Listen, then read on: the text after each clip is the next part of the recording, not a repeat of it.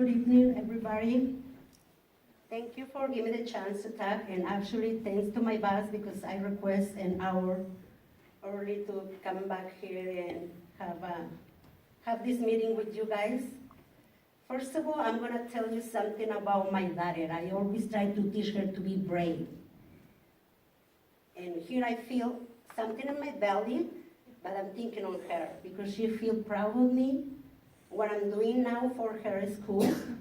Usually I don't talk about me anything, but I'm gonna tell you something. 5 years ago, when she started school, I was in the gate, worried for her, and I was asking myself, how can I be part of her school? I decided to be volunteer in the parent room, and the first thing that I asked the principal, Ms. Raper, is to help parents with education. And I suggest nutrition classes. This Friday, I'm gonna take as a Champions for Change here in Anaheim. I'm gonna be like a champion parent. Thanks to Ms. Raper, she gave me the chance to take classes in Betsy Ross, and they trained me to be facilitator for the Harvard's food bank.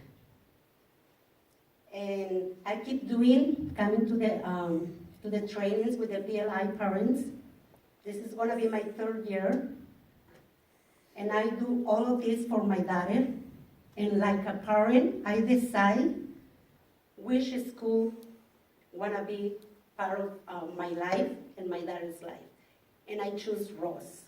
And I'm proud of Ross. And I wanna let you know I'm here to ask you for respect for my daughter, because you are not her voice. I'm here for my daughter's voice. Don't come and say you guys represent the parents at Rose. You are welcome to come and help in the events at Rose. We need a lot of help. And we feel harassment now. I don't feel comfortable to come to these meetings. I don't feel comfortable to be in a video. I finished my high school, and it's hard for me to speak in English right here. And I finished my high school, I get my high school diploma, working 2 jobs, and I keep telling my dad, you should be proud because we live here in Anaheim, and I support you guys. I tell Ms. Graper, I trust on you. I trust on all of you, and I wanna be here to tell, we want respect and have my daughter safe at the school. We have enough hatings around. We're talking about God. Think if he picked colors, if he picked racers. Come on, kindness. I decide to live with life, with heart, with love. It's enough. Please conclude. Thank you. Thank you, Officer. I'm very proud of you. Thank you very much for speaking. We can't make any comments.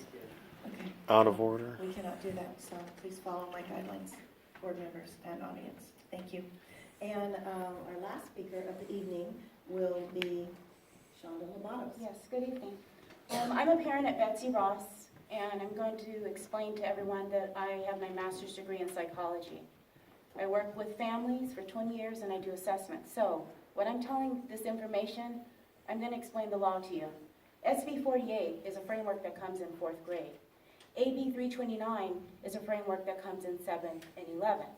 What we're speaking about right now that has happened at Betsy Ross is from a bill that has been vetoed. It's AB 2153. Now, the agencies that came into this community came in, LGBT Agency, OC, Equality California, PFLAG, and the professors from Fullerton have implemented an inclusive model from the framework from the Human Rights Campaign, which is Welcoming Schools. That has nothing to do with what's happening in 5th grade. Now, I'm going to read some portions from a vetoed bill that happened recently, because when you look at the stipulations of this bill, it violates Educational Code 220. It's a constitutional violation.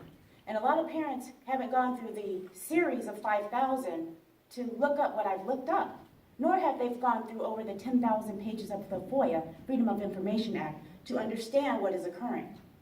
Now, under the first part of this Article 2.7 under AB 2153, it stipulates that there should be peer support in affinity groups and organization.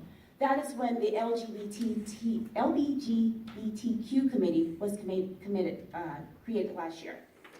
Not sure why one group has one committee. It should be for everybody. Number 2, safe spaces for LGBTQ pupils, which was safe zones.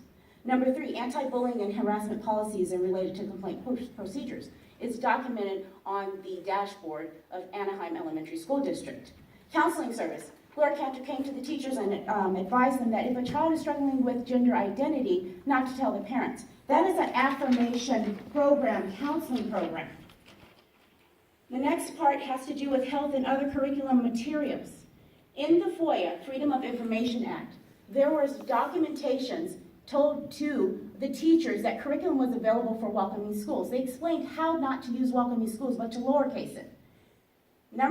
The next one, community-based organizations that provide support for LGBTQ youth. Equality California, LGBT agency, professors from Fullerton College. Also provide mental and health providers, which is connected to the LGBT community. As I said before, this law, it's not even a law, it's a bill, it got vetoed. Diversity Week, this book, Jacob's Dress, has been banned.